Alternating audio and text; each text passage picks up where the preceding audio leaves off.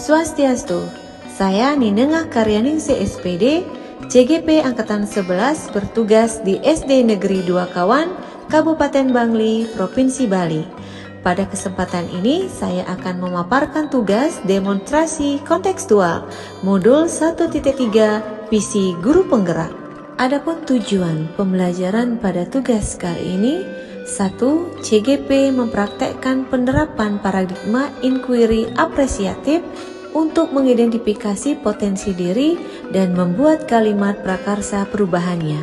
Yang kedua, CGP menyusun bagja menurut kalimat prakarsa perubahan diri yang telah dibuat untuk kemudian menjalankannya. Sebelumnya kita akan mempelajari apa itu paradigma inquiry apresiatif. Inquiry apresiatif adalah sebuah paradigma sekaligus model manajemen perubahan yang memegang prinsip psikologi positif dan pendidikan positif, serta pendekatan berbasis kekuatan. Inquiry apresiatif juga merupakan paradigma berbasis kekuatan yang dijalankan dalam suasana yang positif dan apresiatif. Agar dapat menerapkan pendekatan inquiry apresiatif, maka langkah yang dapat dilakukan adalah dengan metode bagja.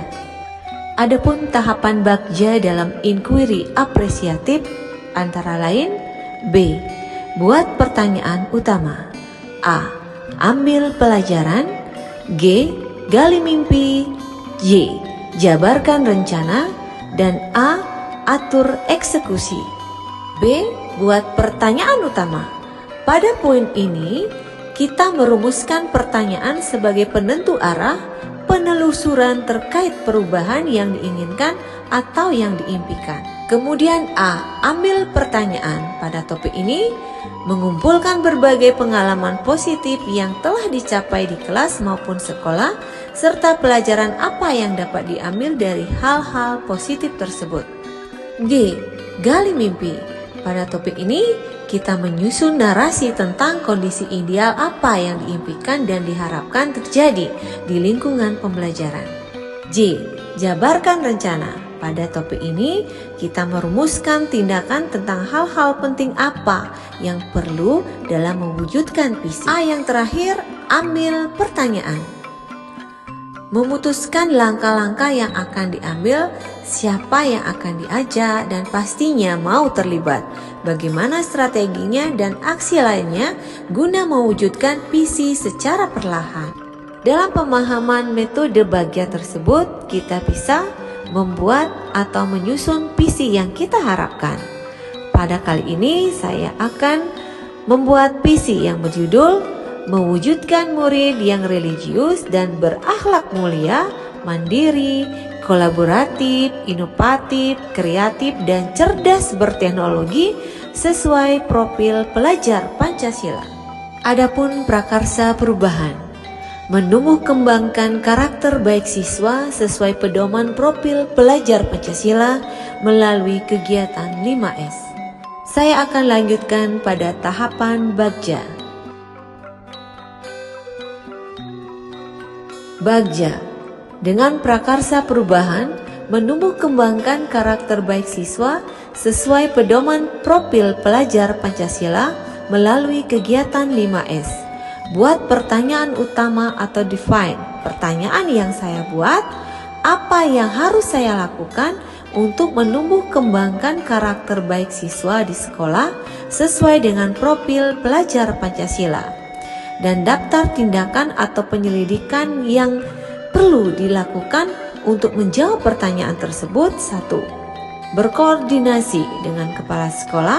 Yang kedua, berkolaborasi dengan rekan sejawat, siswa, orang tua siswa, dan pemangku kepentingan pendidikan yang lainnya.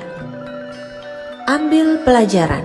Pertanyaannya: 1. Siapa saja yang sudah mempunyai pengalaman dalam menumbuh kembangkan karakter baik siswa? Yang kedua, aktivitas apa saja yang bisa menumbuh kembangkan karakter baik siswa? Yang ketiga, keterampilan apa yang saya miliki untuk menumbuh kembangkan karakter baik siswa? Adapun daftar tindakan atau penyelidikan yang perlu dilakukan untuk menjawab pertanyaan tersebut: 1. melakukan kegiatan survei atau wawancara pengalaman kepada kepala sekolah, rekan sejawat, maupun orang tua siswa. Yang kedua, mencari informasi tentang contoh nyata tentang perilaku yang menumbuh kembangkan karakter baik siswa. Ketiga, meminta umpan balik dari kepala sekolah, rekan sejawat tentang karakter diri. Yang keempat, menjadi teladan atau panutan yang mampu memberikan contoh baik, terutama karakter di depan siswa. G. Gali mimpi. Pertanyaannya, apa kebiasaan-kebiasaan baru yang kita bayangkan akan terjadi jika karakter baik siswa tumbuh sesuai yang kita harapkan? Adapun daftar tindakan atau penyelidikan yang perlu dilakukan untuk menjawab pertanyaan tersebut. 1. Membuat gambaran sikap dan respon siswa atas kesalahan yang mereka lakukan melalui pendekatan agar siswa tidak mengulangi kesalahannya lagi.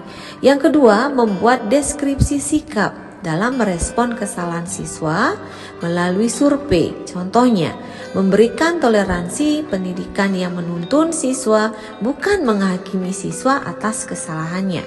J. Jabarkan rencana. Pertanyaannya, apa langkah sederhana yang bisa dilakukan untuk menumbuh kembangkan karakter baik siswa di sekolah sesuai profil pelajar Pancasila? Dan daftar tindakan atau penyelidikan yang perlu dilakukan